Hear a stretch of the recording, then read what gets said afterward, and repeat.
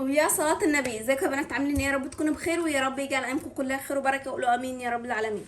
اللهم يا مغير الحال والاحوال غير حالنا الى احسن وافضل حال.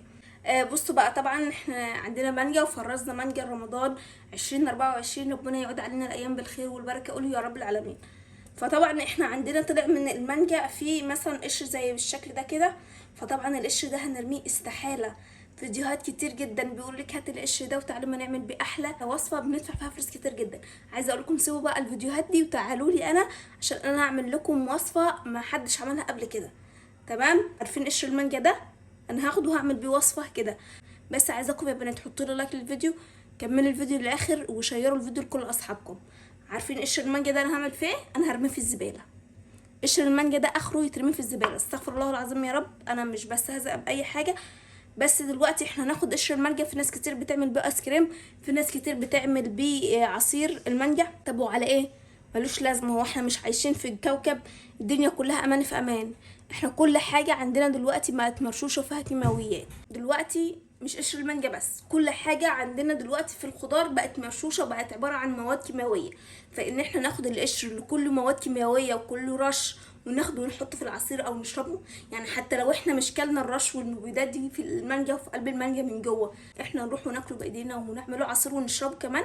مش للدرجه. مهما تغسليه خلاص القشر عباره عن مواد كيماويه. فان احنا نعمله عصير ليه يا بنات؟ مش عادت لها لازمه، مش محتاجه. ده في ناس كمان بتخلي المانجا تبقى لسه خضره وتنزلها من على الشجر، بتجيب القش بتاعنا او التبن بتاع البهايم اللي بياكلوه ده ويفردوا المانجا عليه ويرشوه عشان تاني يوم تستوي، وتلاقي فعلا تاني يوم المانجا استوت. اغلبيه المانجا او اغلبيه الخضار اللي احنا بناكله دول مرشوش.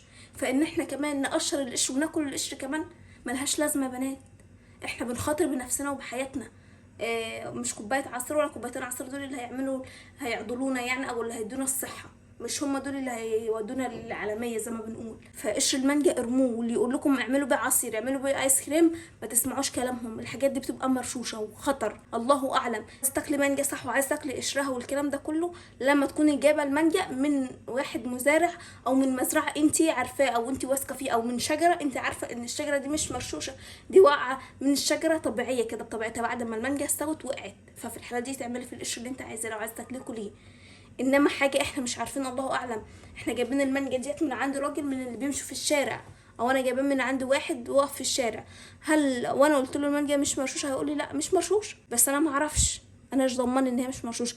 فلان احنا نخاطر بحياتنا ونعمل حاجه زي كده عصير او اي حاجه ملهاش لازمه. بنات لو انت عندك قشر مانجا ارميه في الزباله وريحي دماغك. كده كده الحمد لله احنا عملنا كيسين ابرك من 10 اكياس، هنشربهم بالهنا والشفا احسن من ما نشرب كمان كيس ويكون في امراض. يا رب فيديو النهارده يكون عجبكم، شيروا الفيديو لكل اصحابكم يا بنات. اشوفكم في الفيديو الجديد ان شاء الله على الف خير.